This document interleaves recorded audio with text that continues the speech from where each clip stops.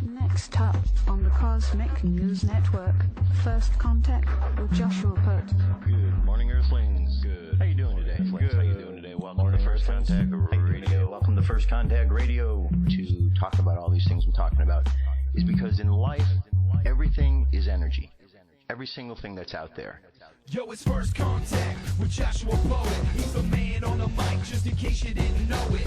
Covering news from all around the globe, from the weather and space to UFOs. He'll talk politics and make you open your eyes. Conspiracy theories and government lies. He'll dig it all up and try to find the proof. Cause it's time to demand the truth. It's time. First Contact Radio. We have time to demand the truth. It's time. First Contact Radio. We have to demand the truth. It's time. First Contact Radio. It's time to demand the truth. Radio. Good morning, Earthlings. How you doing today? Welcome to First Contact Radio. I'm glad you could be here again. Let's jump into our cosmic weather, see what we're dealing with. Today is the 5th of September. Moving right along, we have a new moon today. And our moon is in Virgo. Virgo is an earth sign. So Virgo remembers the hermit. In Tarot, it's about analyzing energy and then allowing that analysis to be able to become something where you can shine the light for others to see. In other words, light is information, so you analyze information and then you share that information or that light with the world as a teacher. So there's an inherent idea of teaching or helping. There's healing in here, which is inherent in the idea of Virgo. It's an earth sign, so it's whatever you can think of bringing the fire, the water, and the air into a practical use down here in the earth. And of course the moon sign or sun sign is also in Virgo, so we have double Virgo today. So a lot of that teaching, healing energy out in the world. Also today is Rosh Hashanah. We're going to talk about that in just a few moments. The moon phase is right here. We could see it's a new moon. New moons are new beginnings, the new beginning of the moon cycle. Mayan Oracle. It's a 10-tone day. 10's called the planetary tone of manifestation. The serpent right here is the kin for today, and the guide is the Skywalker. So the serpent's about life force energy, the Skywalker is about exploration. So today is the planetary manifestation of our life force energy guided by our ability to explore. The phrase for today is I perfect in order to survive, producing instinct. I seal the store of life force with the planetary tone of manifestation. I am guided by the power of space. Alright, space weather today. We have current solar wind at 450.3 kilometers per second. Planetary K index is currently at a 2. Our coronal holes have subsided a bit from where they have been. They're really smoothing over, though they're still there, making their self known. M-class and X-class flare just like yesterday, and geomagnetic storm activity about the same as well. Here is 3-minute news with a little bit more insight.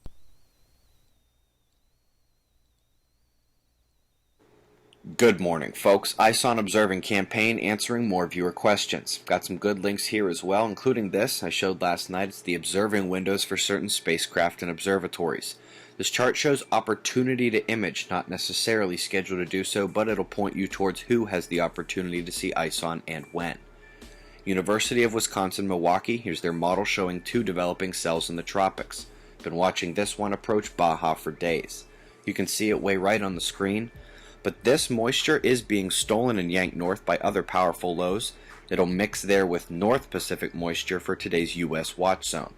Tropical Storm Gabrielle's been named east of the Caribbean. Hopefully she will swing out to sea. The snowstorm trapped a few tourists as it more than dusted parts of Southland.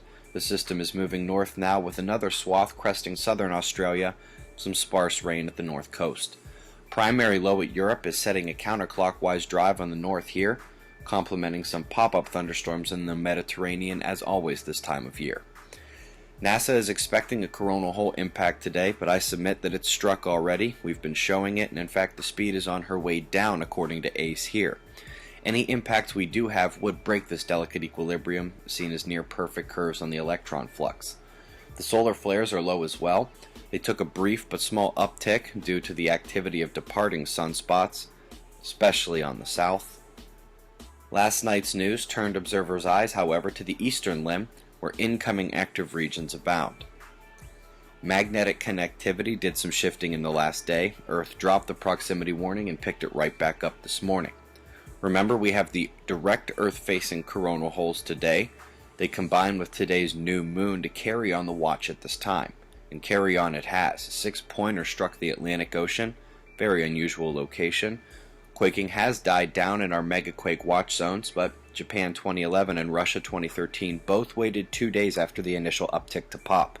Let's hope that's not the case today. Advanced solar watching point here for those who feel comfortable with how to watch the sun and the energy transferring alpha and wave factor of coronal holes. Take a blue umbral field and disconnect it from the sun, let it fly into space. You got yourself a coronal hole. This is one way they transfer energy better to the planets, have magnetic quake trigger potential, and force out speedy solar wind streams. On the right side, you see the sun's most powerful coronal hole about to say hi. In fact, he's peeking over the left edge onto the disk already. The darkest spot centrally here is that leading edge creeping in. The hole itself is the dark area top left. Had a heck of an eruption off the backside yesterday. Makes for good LASCO images as well. FYI, it's SDO eclipse season, and despite the new moon today, I understand it is indeed Earth doing the blocking. Shots of our star to close, eyes open. No fear, it's 6:45 a.m. Eastern Time, and that's the news. Be safe, everyone. Alrighty. Alright. So, continuing on. So, this week, Dolores Cannon has been the subject, so gotten a lot of great information. I'm going to continue on right here. This is another interview that she did where she's going to be talking about more interesting things like the job of the souls and the different soul groups that came down here. So here we go. It's been nearly 5 years since we've seen Dolores Cannon, and we wanted to catch up on the new messages coming through her thousands of hypnotherapy clients regarding the changes that are in motion for humanity, specifically our evolution as a species. What she's being told is that we have two distinctly different outcomes ahead, depending on how we choose to develop our own vibrations.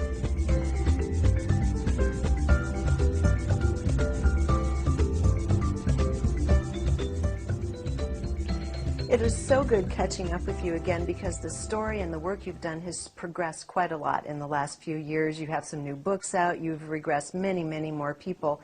And what I love about what you're doing is this mosaic of individual experiences that is creating a larger picture of where we're headed as a species and where the Earth is headed itself. And Dolores, what I'd like to start with is this whole notion of first the volunteer souls that have come for this time, and then start working through the wave 1, 2, and 3 people that have been born, their jobs and how they're executing it and what their source is.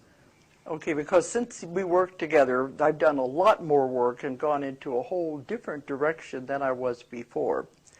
And a lot of it is focusing on the new Earth that we're moving into. And these times right now with the changing of the vibrations and the frequencies, that everything is different. This is a very exciting time to be alive. But that's one thing that people want me to talk about is the 3 waves of volunteers. We get thousands of emails now since I've done Coast to Coast and Project Camelot saying, I know I am first wave, I am second wave. They're identifying with it because they said for the first time it makes sense to them. Their whole life they have felt something wasn't right. And now it begins to make sense as we start giving the, what I want to call, not the symptoms, but the characteristics of the 3 waves. But to know about the 3 waves, I'm not going to have time to go back to the whole beginning. No. But it has to do with the ETs and the way they have watched over the Earth since it was created, because they're the ones that created us. And the seeding of the planet Earth, and they've been there all through Earth's history watching us and taking care of us. And whenever something was needed in our timeline, they would supply it. Like whenever we needed learn about fire, we learned about agriculture, all of this was brought in at those times. And every time something is supposed to be in our timeline, a new invention or something, they help it to get here. And in the old days, they were thought of as gods and goddesses because they lived among the people to teach them what they were supposed to do. Now they can't do it. So that whenever something is needed, a new idea, a new invention, it has to be in our timeline, it is put into the atmosphere. And then whoever invents it gets it. They don't care who does. And you know, there are many people all over the world working on the same invention at the same time. Mm-hmm. Well, this was going along rather smoothly because they said a lot of times they would give us something and we turn around and use it for the wrong reason. And you got to remember, this was a planet. They said, give this beautiful planet a creature with intelligence and free will and see what they do with it. Yes. So that's what they've been allowing us to do, these things. The grand experiment. And the prime directive is the one on Star Trek of non-interference. You cannot interfere with the development of a civilization. So they've been watching us and observing us. And every time they would give us something, we turn it into a weapon or something like that. And I asked them one time, isn't that interference to give us fire, give us agriculture? And they said, no, because that is a gift we give you at one time at your point of development. And then what you do with it is free will. And as we turn it around and use it negative, that's our free will to do that. And I said, well, can't you come back and tell them they're doing it wrong? They said, no, because that is interference. That's what's not allowed. So this brings us up to the 3 waves. Because at the end of World War II, when we dropped the atomic bomb, really got their attention. And if you remember, at the end of World War II is when the big UFO flap began. Yes. And we began seeing... the response to it in 1947, Project Blue Book, all these different responses. All of it started at the end of the war. Yes, NSA. Because they were observing up until then, you know, shaking their heads, here we go through this awful World War II. But it was like we still had to let us keep doing what we were doing. But then we dropped the atomic bomb, and they got down here. They said, we better see what these kids are up to, because they should not have had this power yet. It was not supposed to be given to us until we could use it in the right way. It was supposed to be used positive. Instead, when it was invented as negative for a weapon. And it will never have the energy it was supposed to have because of that. It was supposed to be positive. Well, could a positive use have been the proper use of it for an energy supply, for example, for nuclear energy supplies around the planet? That's what it was supposed to be. Yes. But we weren't ready yet to have it because they knew what we would do with it. Mm-hmm. So we got it too soon. So that's what they were worried about. Now, with the prime directive, the only time they can really interfere with a civilization is if it gets to the point that we're going to blow up the world. If that happens, they would have to step in. Because if we were to blow up the world, it would send reverberations not only through our planet, but through the whole solar system, through the galaxies, and through the universes. And it would cause tremendous damage. So you would think one little planet over here isolated in this part of the solar system wouldn't be important. But we have a multidimensional Earth, which it would have also impacted the other... Please take a drink. It would have also impacted the other dimensions of Earth. They and said we don't that also. stop to think about that, yes. So the reverberations would have been felt wide and far if we had succeeded in this. It would be as though undeclared war on the other dimensions. Yes. Where there are other civilizations are existing. So something like that happened, they would have to come in and stop it. That's the only way they could. So when the atomic bomb began, they were really upset about it because these kids are not going to know how to handle this. And they could very well blow up the world with it because they don't know what to do with it. So there are councils that are over all of these things. There are rules and regulations. Nothing is just by happenstance. Everything has rules and regulations that are put on it. So they go back to the council and they're telling them, oh, we don't know what we're going to do. We can't interfere. So it's like, what are we going to do? They couldn't just come in and say, stop this, because that's interference. So they said they had a meeting with the council, and it was like, we know we can't interfere from the outside. They came up with this plan that I consider to be brilliant. They said, what if we influence from the inside? So that was when they made the call, went out for volunteers to come and help Earth. So this would have been late 40s, early 50s Yes. then, that the first This wave... is where I tried to put dates and years on the 3 waves. Mm-hmm.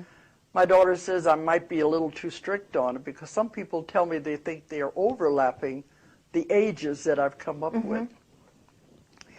But it says to send out for volunteers, I'm sorry, pure souls that have never been to Earth before, have never been contaminated. See, most of Earth, the souls of Earth, are contaminated with karma. Many lives, one after the other, contaminating with karma, having to repeat it again and again, and we're still not working it out. Not learning. We're caught on the wheel of karma. So they said they knew we weren't going to be able to do it. We just come through this horrible war. We couldn't take care of ourselves. We can't take care of our own lives because of the repeating of karma. We couldn't do it. So the volunteers were asked to come who had never been on Earth before, never been in a human body. They were not contaminated. They were pure souls who were asked to come. Now, in my work, none of the people I work with know this consciously. It's only found out whenever we do the sessions, it all comes out.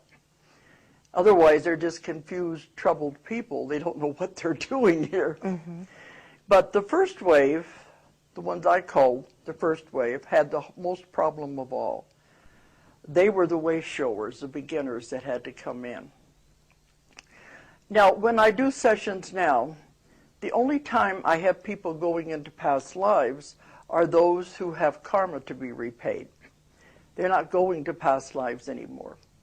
They're either going back to where they were on spaceships, they were living on other planets, living in other dimensions, even living as light beings. They were highly evolved, and they volunteered to come and help the Earth.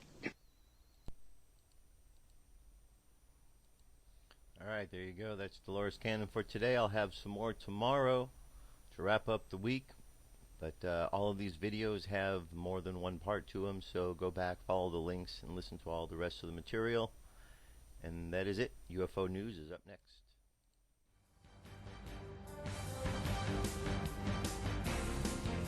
This is the UFO News with Joshua Poet. All right, Dirk, thank you very much. Today I have 4 stories.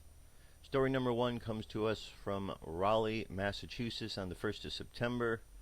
Bright unidentified object flying across the night sky above Rowley.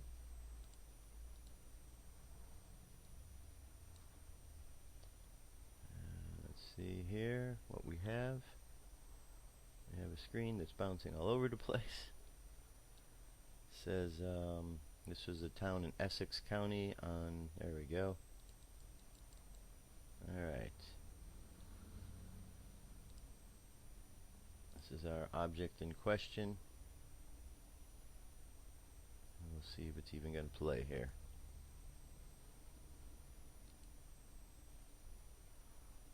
Alright, looks like we're going to get something going on. There we go, object in question. Certainly seen this type before. Okay. That is number 1. It's a 47-second video of that type of thing. Alright, that's sighting number 1. Sighting number 2 comes to us from Pittsburgh, Pennsylvania. This was on the 3rd of September. This is a fireball UFO or orb recorded on the night of September 3rd. Go here, come on now. There we go. It says it's a typical fireball orb moving from left to right over the power lines, building and churches towards me, and passing ultimately on the right. Alright, let's take a look at what we have here.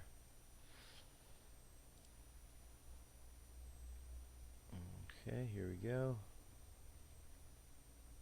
And as I said, this is just a fireball type of orb, but sometimes these fireballs, could be more than that. Alright, there's our objects in question. See them moving along pretty good right up here. Alright, I'll leave the link available. Now we're going to go up to the sun. This was on the 3rd. Remember the black cube? Well, there's the black cube indeed up there by the sun. Cube has returned. Yes, that's right. The cube-like UFO that we all know and love has finally returned. It is seen once about every 3 weeks, and here it is again. Tries to keep its flat surface facing Earth so it not be noticed, but sometimes it accidentally lets itself be seen while revealing 3 sides. Great capture. I'm surprised that NASA has still not commented on the cube. Oh, they're not going to comment on the cube. NASA doesn't have an answer. We know that by now. Alright. Plenty of cube. There we go. Alright, this is 3 minutes and 47 seconds in the video worth of showing you the cube moving all over the place. Alright, moving on. The very last one, this was a UFO at a baseball game. Witness tweets UFO during Canadian baseball game. A UFO spotted at Canadian minor league baseball game, and a couple of people at the game tweeted photos of the object. One of the teams scored 4 runs about the time of the sighting, causing some spectator to speculate it was a cosmic intervention. The game was at Scottifield and Nat Bailey Stadium in Vancouver. The Canadians played the Everett Asquats. In the 6th inning, a shiny blue object was spotted to the right of the field fence. Alright, let's see if we can see. I don't see a picture here, do you? I guess this is the picture right here. Object in question. Alright. There you have it. That is our UFO news for today. I'll be right back. Stay tuned. Come into our circle, Great Spirit. Fill our souls with peace. Alright. Continuing on. So today is Rosh Hashanah. Rosh Hashanah, do you know what Rosh Hashanah is? Well, I'm going to tell you right now.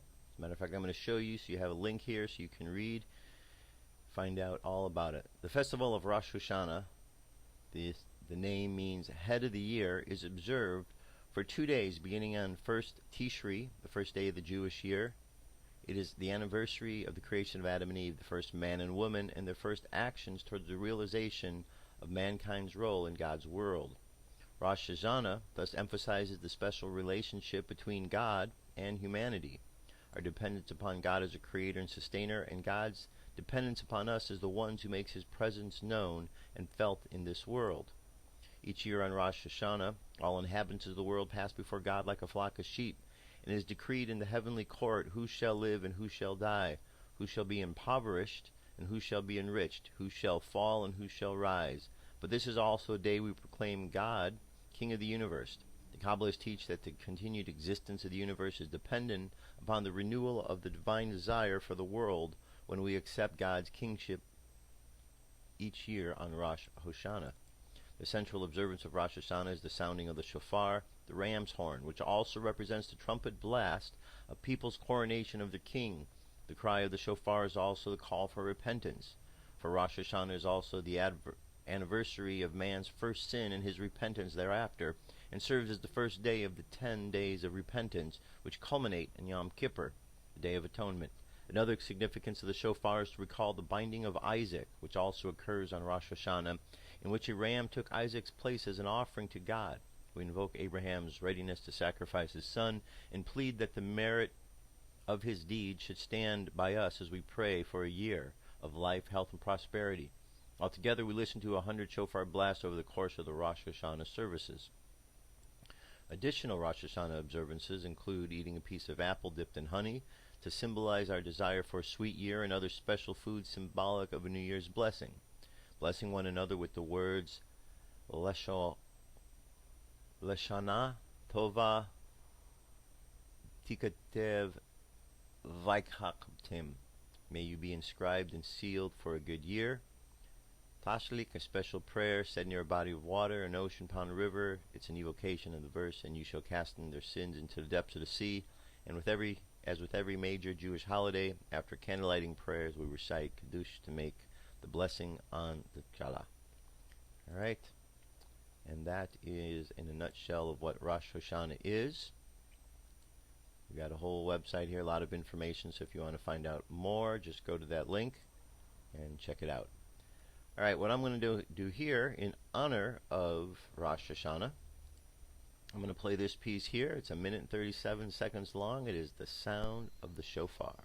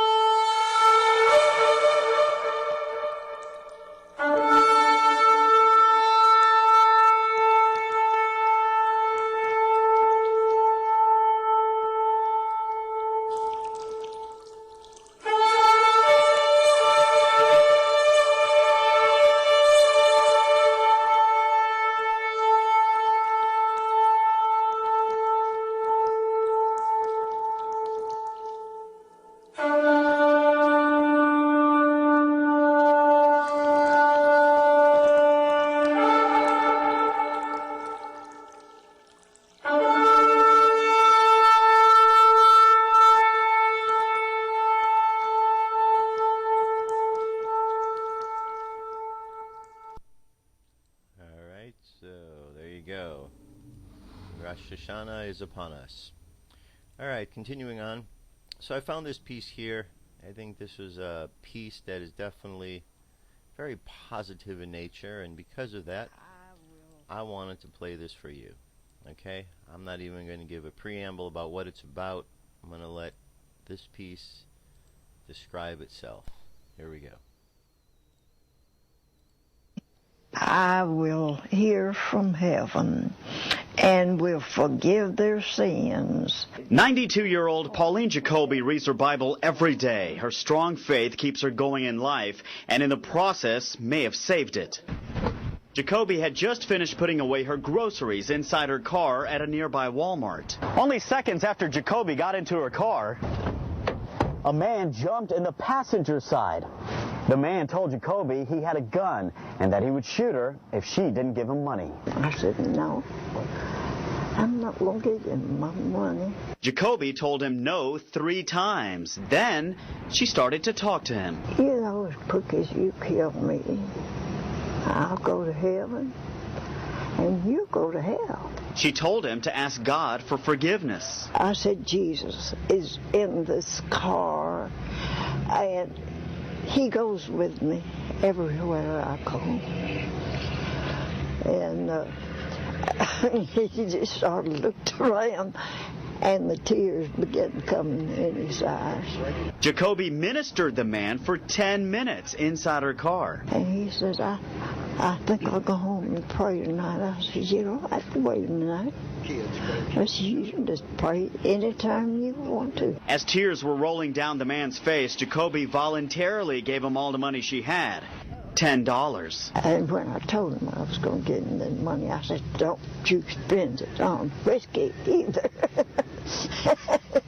The man thanked her for the money and then reached over and kissed me on the cheek. and walked away. He walked away.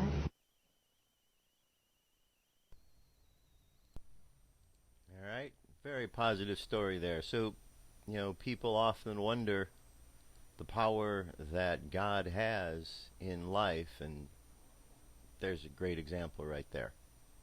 Great example. All right. So, continuing on.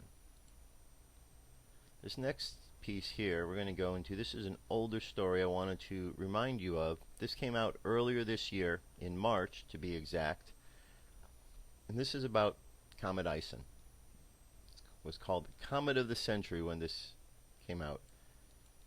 It says it's named after the International Scientific Optical Network. Comet Ison, aka 2012 S1, has the potential to be the most spectacular comet of the century. It could also prove to be a dud. A critical moment when the perihelion passes closest to the Sun, which here it says is November 28, 2013. Okay, and shows what it's going to do, how it's going to come and make this hairpin turn around the Sun here. Alright. This has some nice info. As you can see, they've definitely been keeping an eye on this for a while. And to call it the Comet of the Century, well, that's something indeed. Means that they're expecting something from this. Alright. There's the angle and how it's going to come in. It says named after the International Scientific Optical Network, Comet Ison officially designated C 2012 S1 has the potential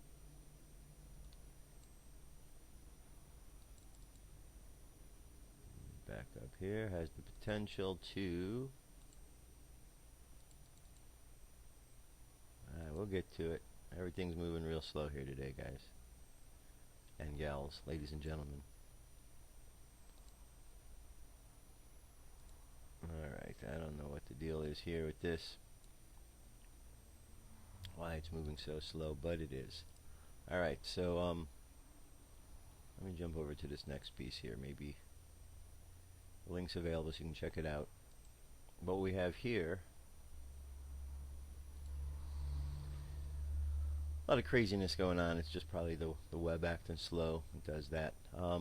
But you can see Comet Ison has been studied for some period of time. They've been aware of this. They're watching what's going on. It's going to be interesting to see how it plays out, and as more people become aware of it. It's going to be really interesting to see how the mainstream media deals with this kind of event as well. Alright. So let's jump over. I'm trying to get over to this next place here. It's being temperamental.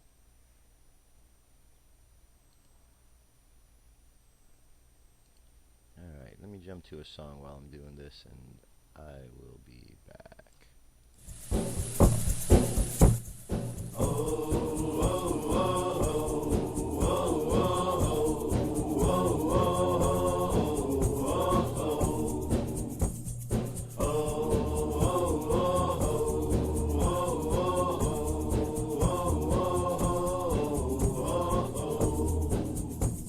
Great Spirit, send down your love, send down your love, send down your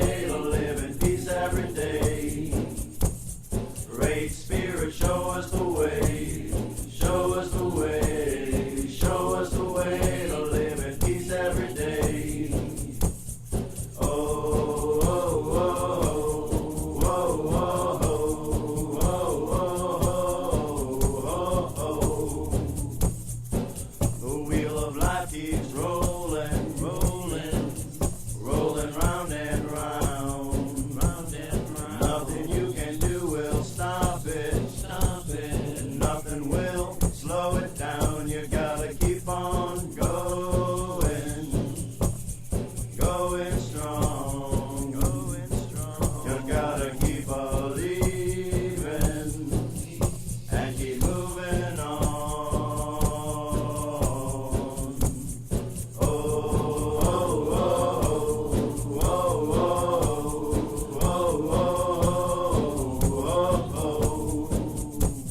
Great Spirit, send down your love, shine down your light, show us the way each and every day.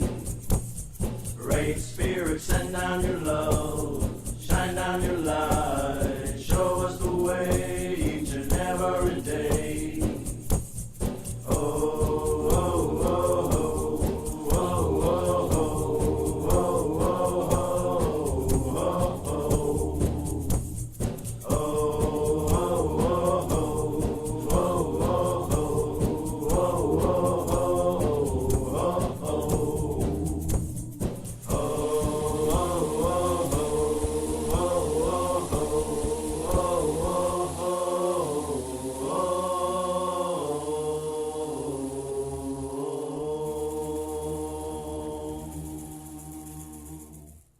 Okay, I'm back. Problem solved. So, we're going to continue on. You have the link available for the Comet Ison piece. Now here is, from BP Earthwatch, this is the latest images of Comet Ison. Let's check out what he has to say here. And to show.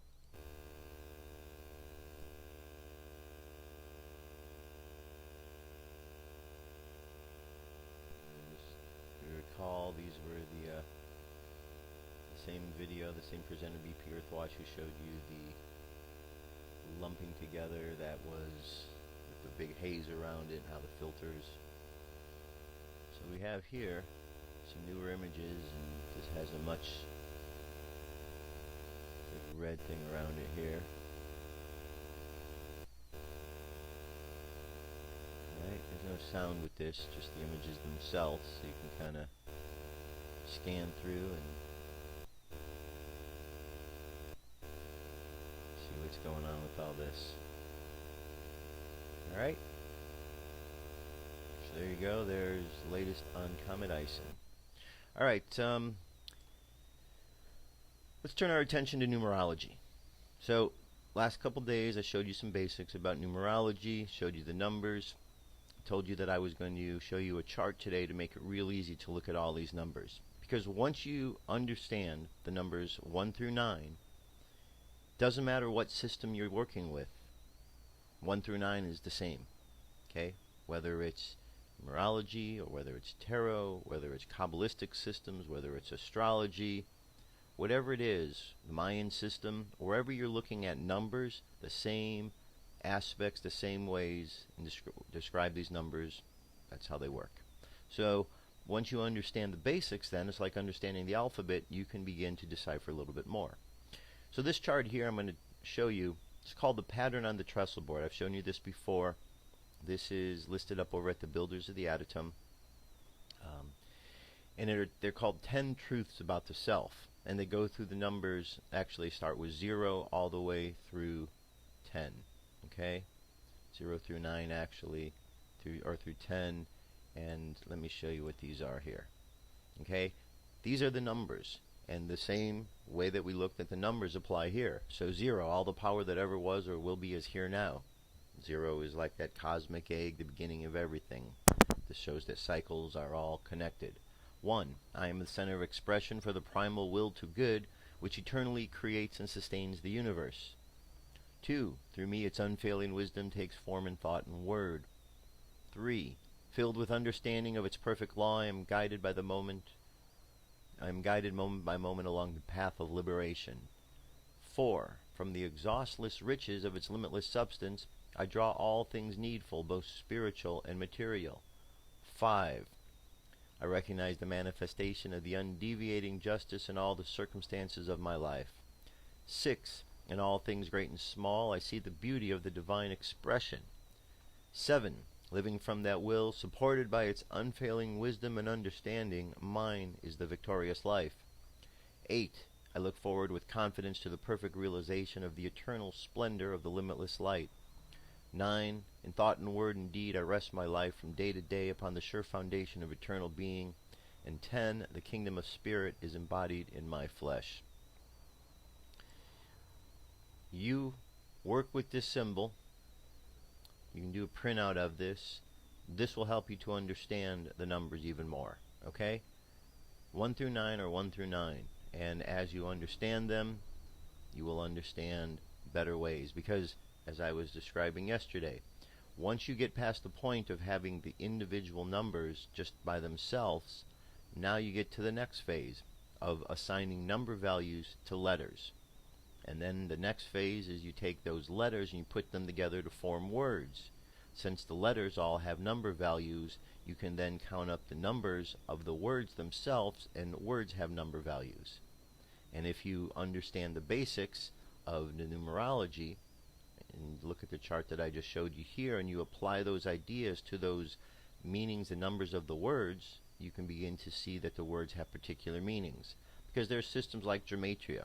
Gematria is a system where one word with one number value would have the same meaning as another word with the same number value. And words would get switched like this.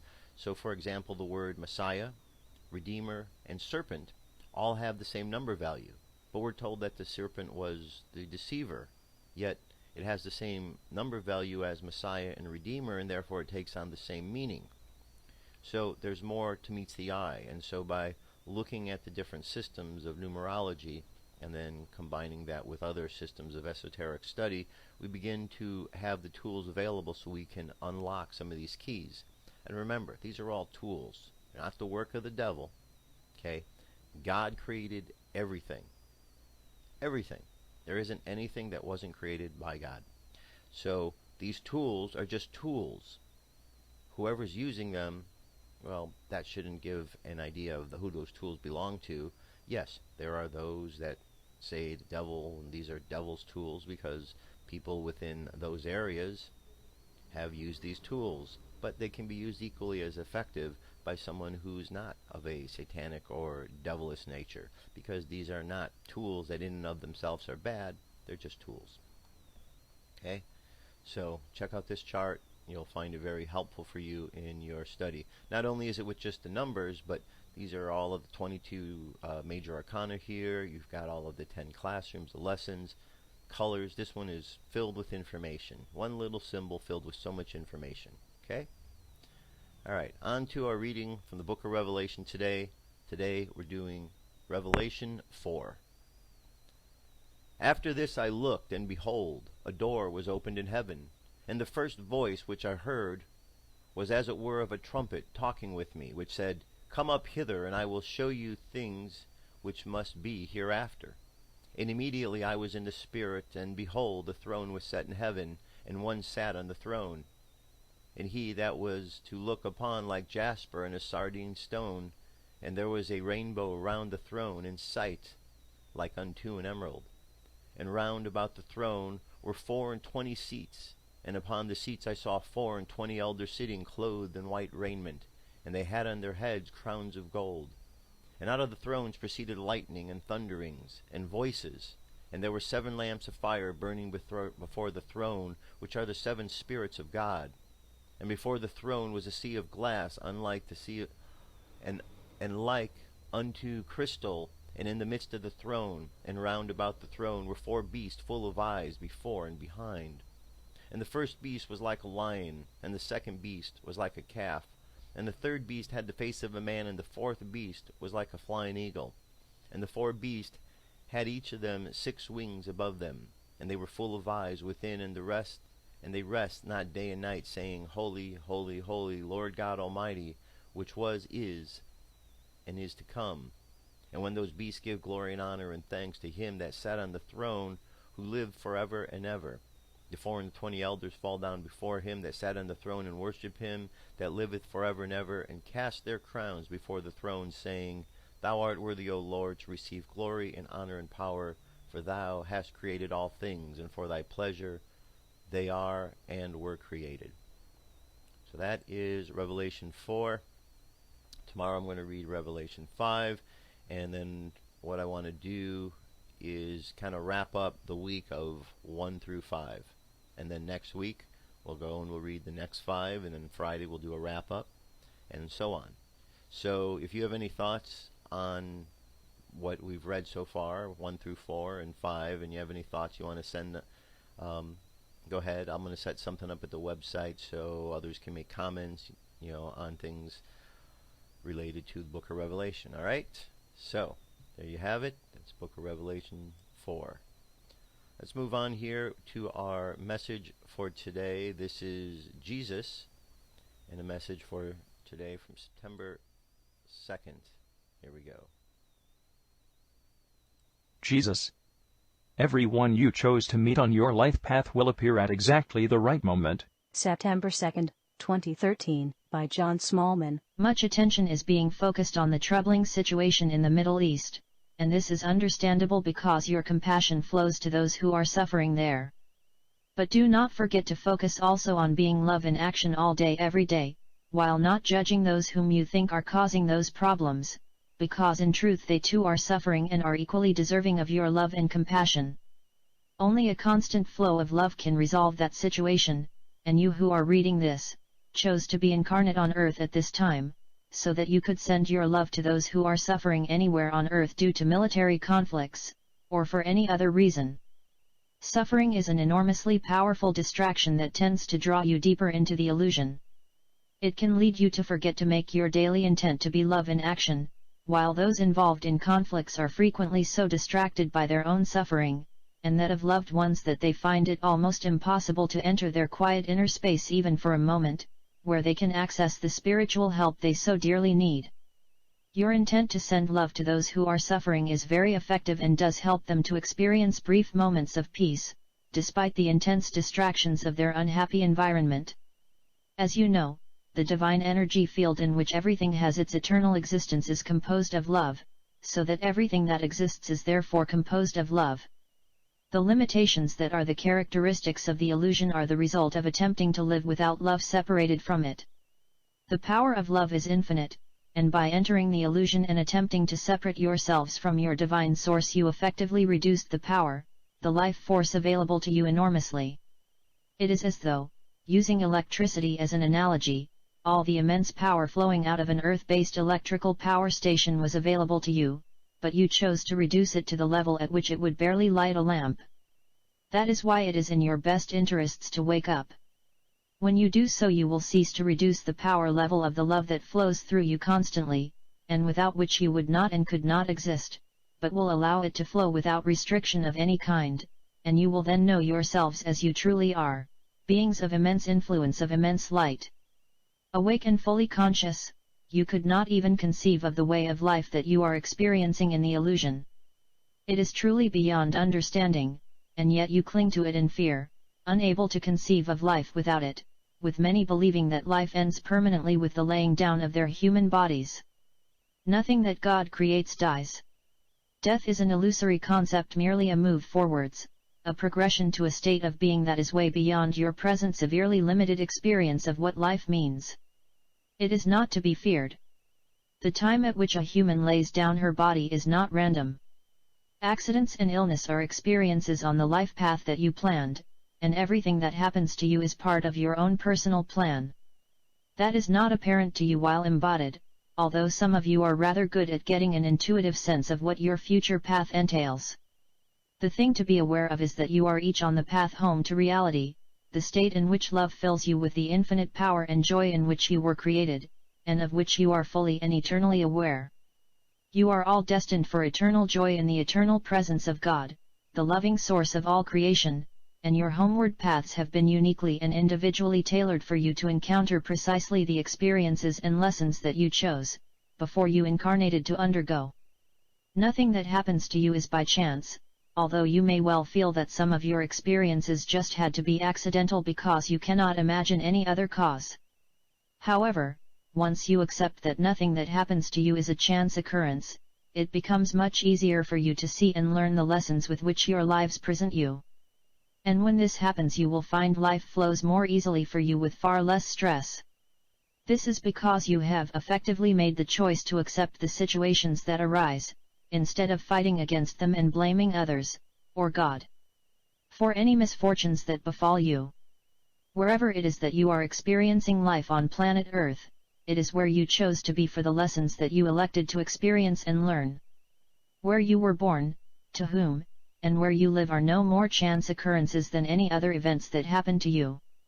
It is impossible for you to understand these reasons while you remain on Earth as humans, and utterly impossible for you to make sense of another's life path. You have no need to. If you meet or become aware of someone whom you could help, then do so, it will be one of your lessons. But you do not need to go seeking out people to help. You may certainly choose to do so, but everyone you chose to meet on your human life path, for the lessons that you could learn together or teach each other, will appear at exactly the right moment. Your life paths will always unfold just as planned. The fact that they may displease or delight you does not alter that fact. Pay attention to each moment by living in the now as consistently as you can. Doing that is the most effective way to follow your paths and learn your lessons with the minimum of discomfort. When you created your life paths, you built into them all kinds of allowances to enable you to provide for the myriad choices within each and every situation that comes up. Think of all the choices you make, moment by moment, choices you could not foresee, and from which you had to therefore provide alternative routes forward. To proceed most efficaciously, trust the path that opens before you and proceed lovingly and compassionately along it. It is the most direct way home. Your loving brother, Jesus.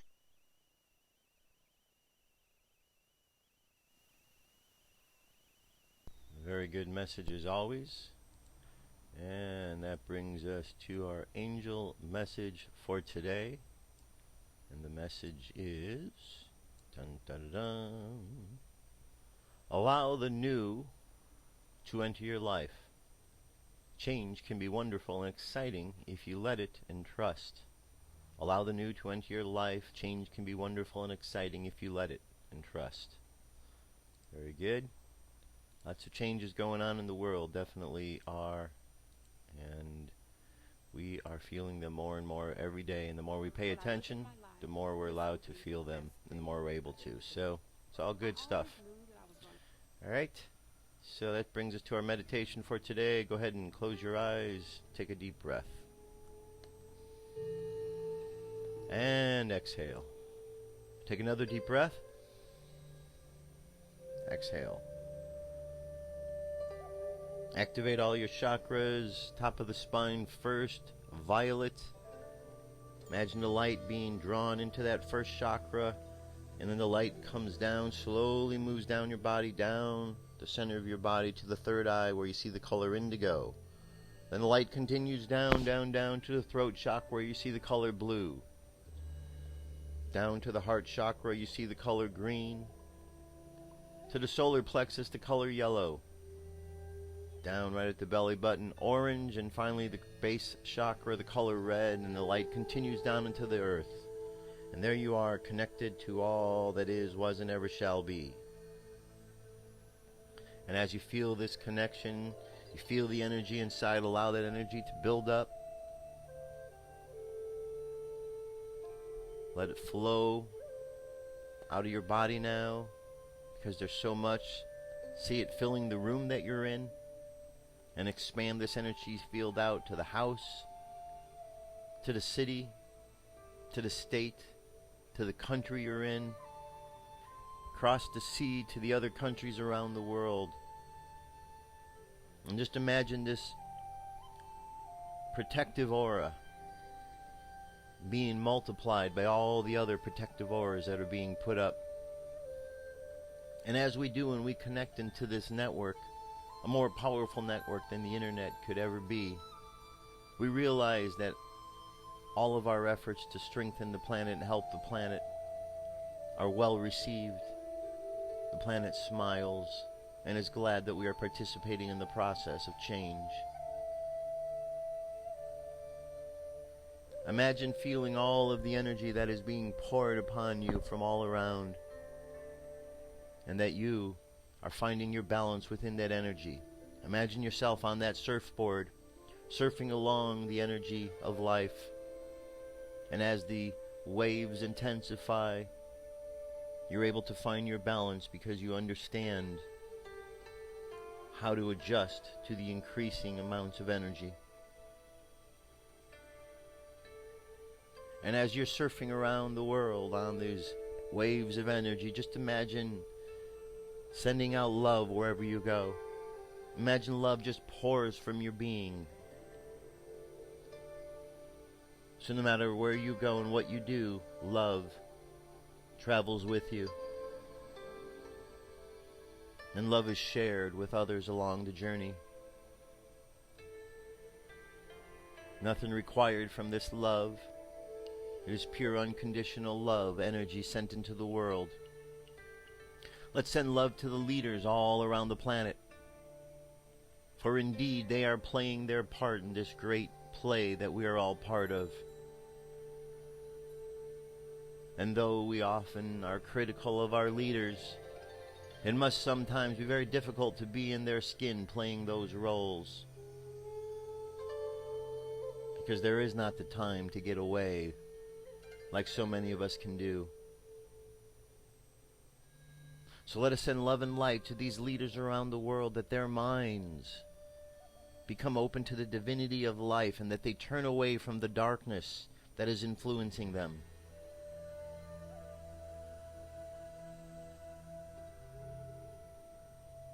And let's just think a positive thought for the planet today, and let's wish everyone a great, awesome day. And let's use this time of the new moon and this new beginning with Rosh Hashanah as a new opportunity to live in peace with love as our guide. So imagine the word love, see the planet Earth, and just imagine the word love superimposed over it, vibrating with it. This green color of love, just like the heart chakra. So let the subconscious mind continue on a journey today, going out into the world on that surfboard, surfing the energy of life, sending out love wherever you go. Let that be enough for today, just to send out love. And let's bring our conscious mind back to the present moment on the count of 3. 3, coming back to the present moment filled with confidence. 2, coming back to the present moment filled with faith. And 1, coming back to the present moment, happy, healthy, and whole. Happy, healthy, and whole. Take another deep breath. Exhale. And open your eyes. That's it, my friends. That's our show. Prayer, meditation, the whole deal. Thanks for being here again. I appreciate it. Tomorrow we'll continue on with the book of Revelation, the fifth part, 5th chapter, and then get into a little summary of what we talked about for the week. There's a lot of information, so we don't want to get so far before we start kind of summarizing what we've got. As you go into the world today, I know we're setting our subconscious mind on autopilot to go out and send love. Let's also let our conscious mind go out into the world and do the same thing. As we see others in the world passing by in the street, as we drive by, let's just imagine sending love out. We don't have to say anything. We don't have to give any special looks to them or anything. We just send love out consciously. And let's just see what the world is like when we go and we just send love wherever we go. Use it as an experiment of love. See what happens. You'll be amazed at the results. I'll be back tomorrow with more news and information. Have an awesome day. I love you. I'll talk to you soon. Peace. I'm out of here.